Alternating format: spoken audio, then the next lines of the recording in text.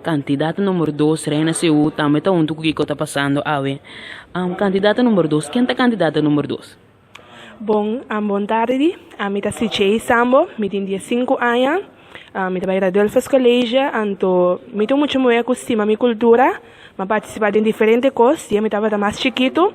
Então, é a oportunidade de chegar, me dono de grupo, tá bisami, equipa me vai, então me tenho que com escola, então eu tenho a oportunidade, então eu tomei reto.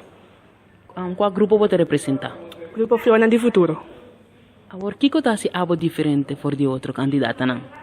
Bom, me tá querendo, é hecho comida, strafe sempre para mim, assim, máximo como pode, dentro do coisa que me assim, dentro da escola, dentro do coisa que me assim, então, me nota, mira sempre é competência, me tá mira mais é amistade, é fun, me tá querendo ser, tá assim, me diferente. De como você quer merecer o título de Reina CU 2018?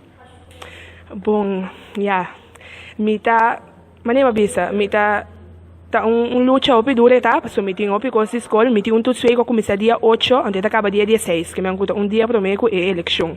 Então, é um struggle, então, é luta da grande, opi sacrifício, então, aceita algo que eu propõe, que eu me merece, é título. Agora, o que você quer logo berrar em conexão com cultura, se você é reina? Me dá querer segura que me promover é parte de agricultura que não conheço, que nossa barco fruta não por exemplo com a bai, nossa lamenta, nossa queia, pero tá net uma boa oportunidade para nós mesmo como juriteira vamos planta, então ori bota bai não tem trabalho toc, bota bai não bota vender boa fruta não, então esse aí a melhor promover, se minha oportunidade da Reina CU 2018. Agora imagina puxa sabra chega na bisa Reina CU 2018, candidata número 2, bota bula, com loborection. Wow, lo me está muy contento, mas sentia ahora para dizer, lo me está muy contento, porque aqui tem centro aia, tem muito bom, então nós todos bem pagana, que me se minha oportunidade de ter candidata, lo me está muito contento e orgulhoso de mim mesmo. Então que colota é para comida criolla que lo tingani come ori? Kadushi com funchi, cozinhar para minha tata.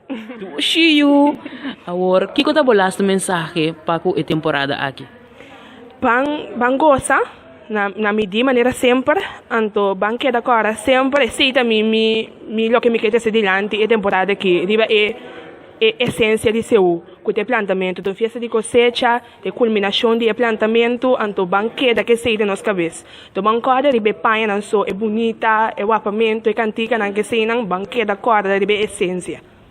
O que está passando da desejar o hope êxito que trabalho duro na preparação e para que já sabra. Mas danke, feliz tarde.